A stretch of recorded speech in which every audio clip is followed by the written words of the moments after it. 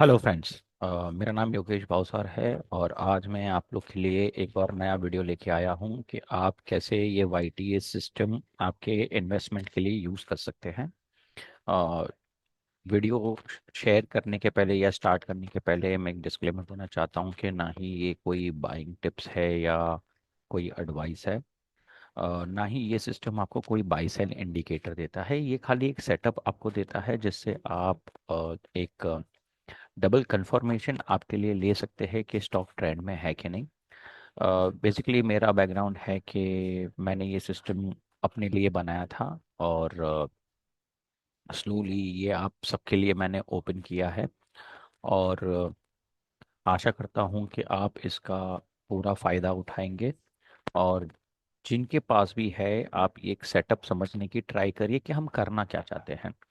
Basically हम try करते हैं कोई भी स्टॉक जो रिलेटिवली बेंचमार्क से स्ट्रॉन्गर हो, जिसके ऊपर मेरी बुक है relative strength with technical analysis जो अमेजोन पे अवेलेबल है। बेसिकली हम ये करते हैं कि जो भी फंडामेंटली स्ट्रॉन्ग कंपनी होती है, जो स्टॉक इनकम जनरेट करती है इन्वेस्टर्स के लिए और कंपनी के लिए और नॉन स्टॉप इनकम बढ़ाती रहती है, ऑब्वियसली वो भी स्टॉक परफॉर्म अच्छा करता है।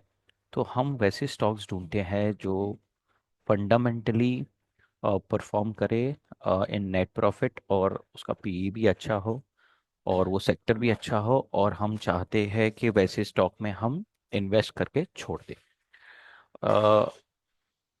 एग्जिट कहाँ करें वो सबसे बड़ी प्रॉब्लम होती है लोगों की, तो ये सिस्टम हेल्प करता है। जितना भी रिलेटिव स्ट्रेंथ हमारा पॉजिटिव रहे हम उस स्टॉक में बने रहते हैं। अ, तो मैं आप लोग के लिए एक कंपनी लेके आया हूँ, ट्राइडेंट टेक लैब्स। हम पूरा फंडामेंटल में नहीं जाएंगे क्योंकि वो कॉन्सेप्ट अभी है नहीं। वो दूसरा कोर्स है। अभी मैं आपको खाली YTA सिस्टम समझाता हूँ कि करता क्या है ये। ऑन ये सिस्टम अभी है मंथली बेसिस पे। जो मंथली बेसिस पे ये क्या बता रहा है कि ये स्टॉक सबसे पहले एक हल्का सा कंसोलिडेशन यहाँ पे हुआ बॉटम में, और कंसोलिडेशन होने के बाद ये वापस से अप ट्रेंड चला गया। अब अप ट्रेंड जाने के बाद इसने क्या किया, ये वापस से कंसोलिडेट होने लग गया। अगर आप अच्छे से देखेंगे इसको तो this is a consolidation point. ठीक है। अब जस्ट मार्क कर देता हूँ मैं कंसोलिडेशन एरिया। ये एक्स का मतलब क्या होता है कि देर इज अ पॉसिबिलिटी कि यहाँ से ये प्रेशर बिल्टअप हुआ था। ठीक है, सेलिंग प्रेशर आया था तो जिसकी वजह से ये एक एक्स बन जाता है। तो हम क्या ट्राई करते हैं कि हम ऐड करें ऐसे स्टॉक को जब वो एक्स के ऊपर हो, ताकि सारा प्रेशर निगेट हो जाए। तो जब ये स्टॉक इसके ऊपर जाने लगा तब ये मेरे रडार में आने लग गया। फिर मैंने क्या किया कि मैं इसको वीकली टाइम फ्रेम पे चेक करने लग गया, क्योंकि मंथली मेरे को समझ में आ गया कि ये पैटर्न थोड़ा स्ट्रांग हो रहा है। ठीक है। तो हम ये कंसोलिडेशन एरिया अगर चेक करें तो ये इस हाई बनता है वीकली टाइम फ्रेम पे, ये एरिया पे एक्स था मंथली टाइम फ्रेम पे। तो ये जो कंसोलिडेशन एरिया है इज बेसिकली एक लटकती तलवार जैसे होता है कि स्टॉक यहाँ से डक भी हो सकता है और यहाँ से ऊपर भी जा सकता है। तो अगर हम देखे जाए तो ये स्टॉक ने यहाँ पे ब्रेकआउट कर दिया। ब्रेकआउट कर दिया मतलब काफी स्ट्रॉन्ग क्लोजिंग तो नहीं दी इसने, लेकिन कम से कम क्लोज तो इस रेंज के ऊपर जाके दे दिया। ठीक है। अगले वीक ये स्टॉक ने क्या किया, ये स्टॉक फिर से इसके ऊपर ट्रेंड करने लग गया। तो मैं इसको डेली टाइम फ्रेम में चेक करने लग गया, क्योंकि ये क्या डेटा कुछ ज़्यादा है नहीं स्टॉक का। 2024 में ही लिस्ट हुआ है ये स्टॉक। तो जब हमारे पास डेटा नहीं होता तो हम ट्राई करते हैं कि कोई अच्छे बार्गेनेबल प्राइस पे ले इसको। तो मैं फिर डेली टाइम फ्रेम में गया तो ये देखेंगे आप, वापस से ऊपर गया, ये वापस से नीचे, और यहाँ पे जब स्टॉक स्ट्रॉन्ग मोमेंटम बता रहा था तो एक हल्का सा मुझे पैटर्न मिल गया कि this is a strong stock. ठीक है। बाई सेल में आपको कुछ नहीं इसमें रिकमेंड कर रहा हूँ, खाली बता रहा हूँ कि क्या मैंने देखा। आप देख सकते हो कि ये यहाँ पे गैप है मेरे एज पर मेरे सिस्टम के हिसाब से, और काफ़ी अच्छा वॉल्यूम भी उसने क्रिएट किया है, और ये रिलेटिव स्ट्रेंथ इज ग्रीन।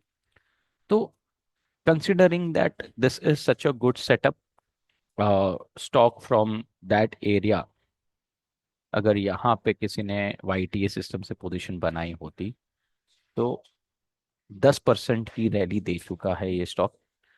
तो अगर कोई फंडामेंटली इसको कोई चेक करना चाहता है तो दे कैन कीप screener.com में। हालांकि मेरा कोई इनके साथ कोई कोलैबोरेशन नहीं है। screener.in मैं चेक करता हूँ, तो मैं चेक करता हूँ कि हर क्वार्टरली कंपनी अच्छा प्रॉफिट बनाते जा रही है कि नहीं जा रही है, एक इन्वेस्टर वैल्यू क्रिएट कर रही है।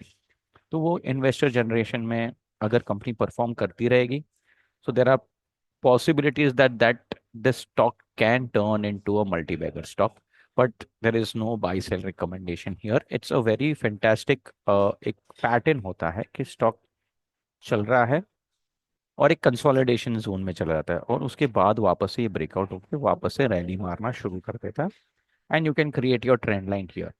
सो if this pattern has to continue, this is exactly ये स्टॉक ट्राई कर रहा है करने के लिए। मैं आपको एक बार आप पैटर्न बना के दिखाता हूँ।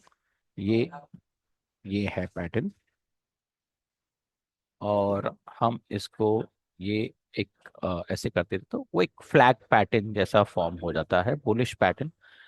बट हमें चाहे ट्राई करना चाहिए कि ऐसे पैटर्न हम खाली फंडामेंटल स्टॉक में ही जनरेट करें। कोई भी नॉनसेंस स्टॉक में हम पैटर्न बना देंगे तो क्या हो जाएगा, पैटर्न बन जाएगा लेकिन वो चलेगा कि नहीं वो हमें पता नहीं चलेगा।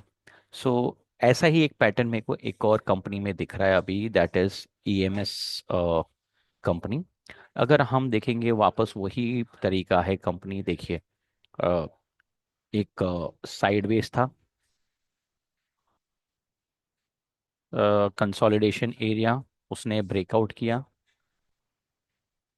दूसरा कंसोलिडेशन एरिया वो बना रहा है मंथली टाइम फ्रेम पे, और सेम वे में एक हमारे लिए उसने एक एक्स जनरेट किया है यहाँ पे, कंक्लूडिंग दैट यहाँ पे सेलिंग प्रेशर थी।